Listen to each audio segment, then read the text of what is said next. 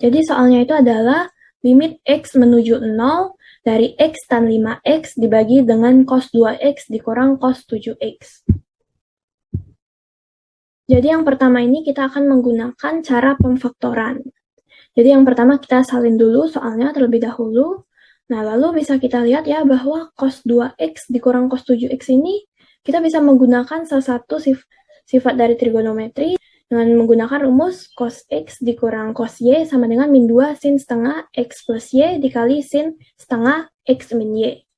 2X ini kita misalin jadi X dan 7X kita misalin jadi Y.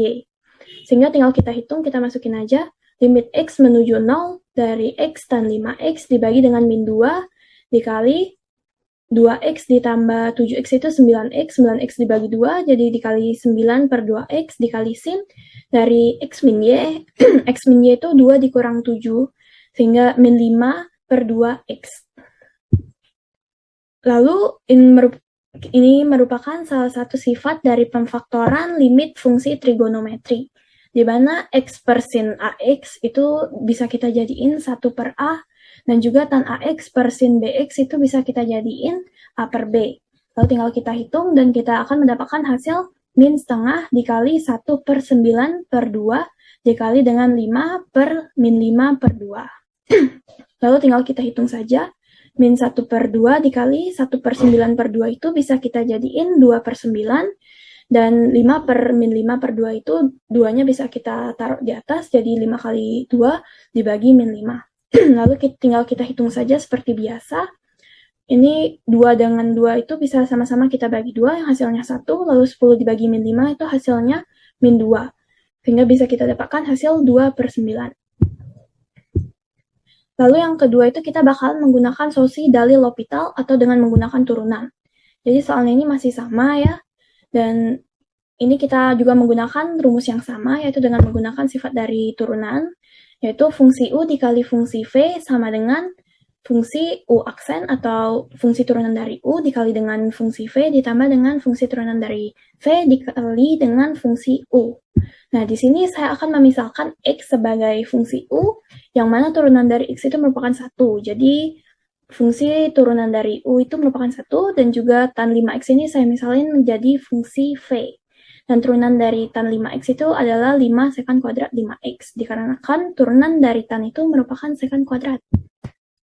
Lalu kita tinggal hitung dengan memasukkan rumus yang ada di atas tadi, fungsi U dikali fungsi V, dan kita akan mendapatkan hasil limit X menuju 0 dari 1 dikali tan 5X ditambah dengan X dikali 5 sekant kuadrat 5X dibagi dengan cos ini kita turunin jadi 2 sin.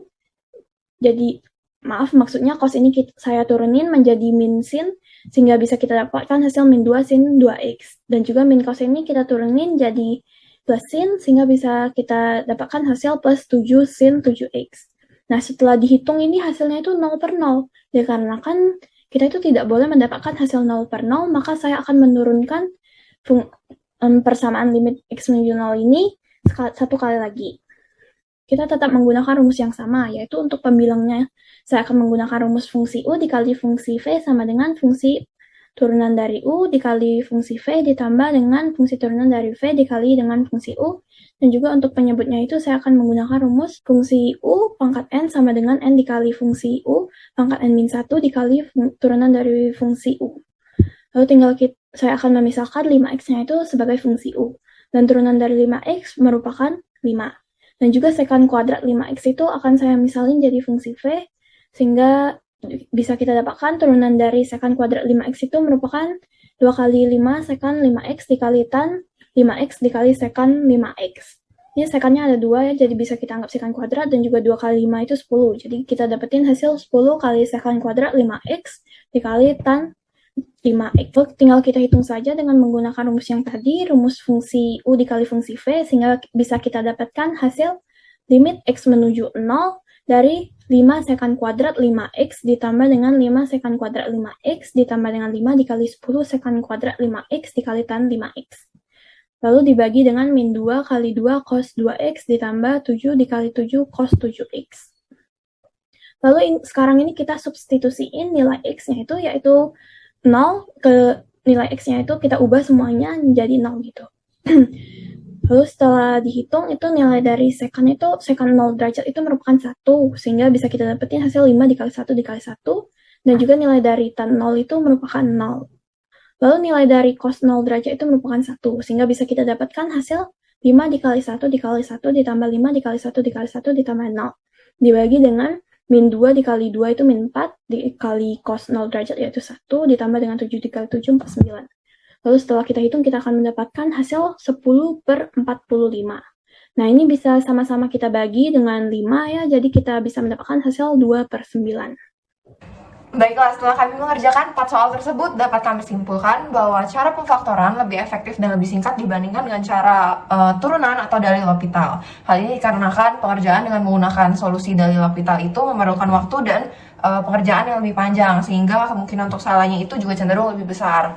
Namun, balik lagi itu harus disesuaikan dengan soal masing-masing. Ada juga beberapa soal yang lebih efektif menggunakan dalil L'Hopital dibandingkan pemfaktoran. Baik, sekian presentasi dari kelompok ini. Terima kasih. Terima kasih.